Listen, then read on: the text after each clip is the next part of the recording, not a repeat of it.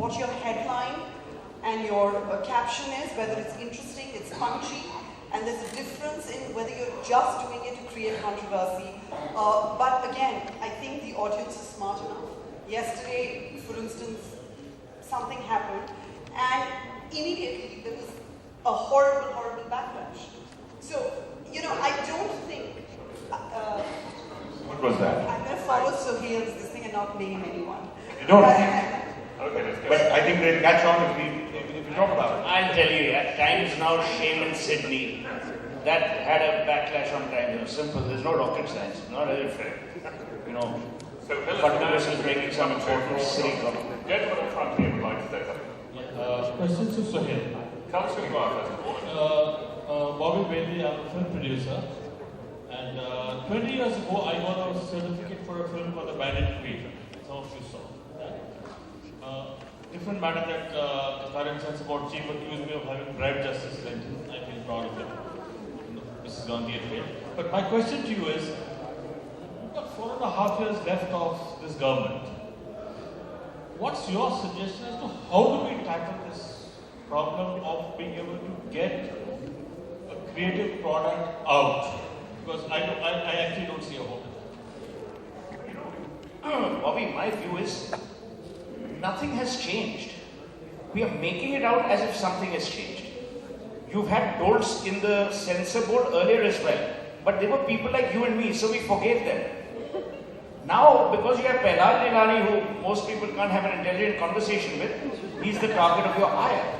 The reality is, we need to overhaul the methodology. What Ramesh talked about and what Simon Matthews spoke about is, you need to recognize that creativity can't be shackled.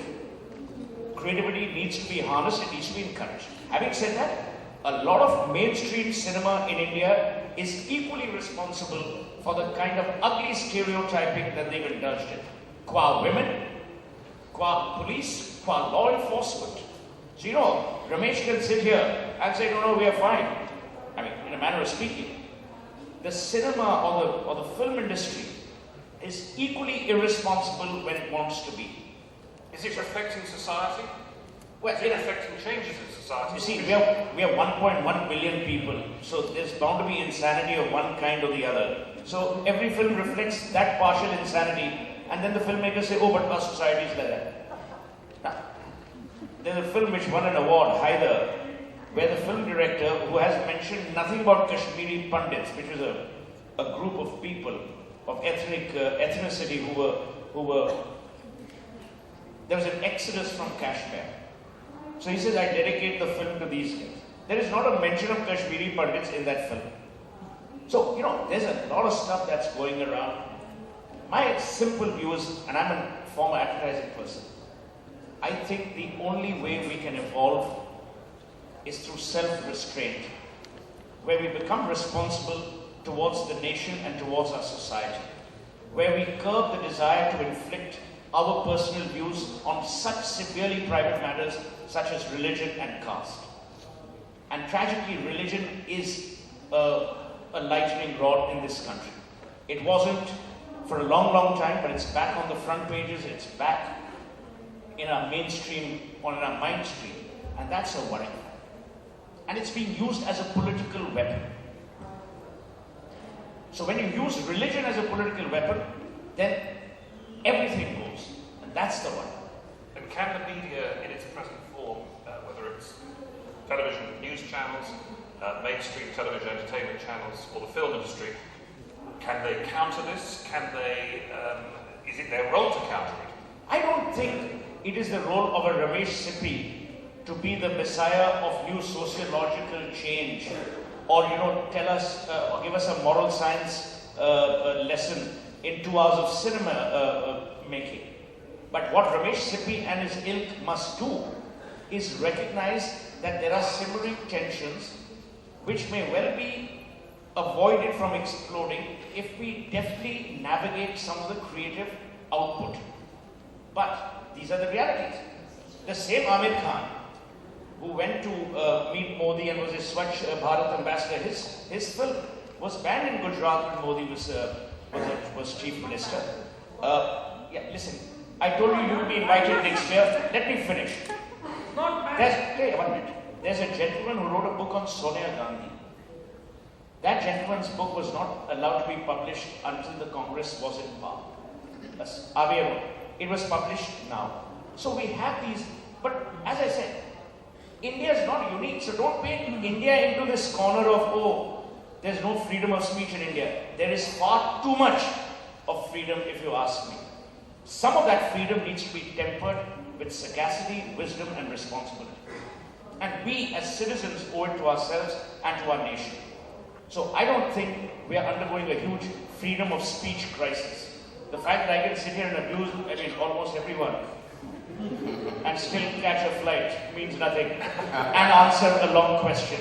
Okay, we've got 2 minutes, 30 seconds left. Let's some final closing talk. Just to answer a part of his question, 2 recent films have been made on this subject, including the Amir Khan film FICCI, which touches upon religion and in some way is trying to bring to people a certain message that you should be free to exercise your own conscience in that. So there is a nicely made film which is trying to bring those out, and oh my God, was another film which brought it out with humor and everything.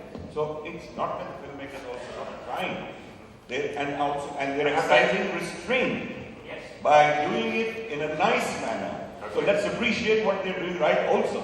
Of course there will be others, as you say, there's always the good ones and the bad ones, and it'll always happen. Okay. Final thoughts from you, Suhail? 30 seconds. There is no major threat, but there is a major worry. The good thing is we know what the problem is. We now need to tweak the solution. Number 3, governments or people in power need to recognize that we are a young country. We will have contrarian thinking. Contrarian thinking is at the heart of youthfulness. And such deviations may be allowed as long as they're not insensitive, they don't stoke violence, and they don't incite people into treason. And that's what our Constitution says. Reasonable restraint. That is the heart of the freedom of speech. I think the consumer is king. I think viewers need to speak up more. I think they need to interact more. I think they need to come out more with what they like, what they don't like, who they trust, who they don't trust. I think very often an atmosphere of sab kuch chalta hai, anything goes survives here, and I think somewhere that has to stop.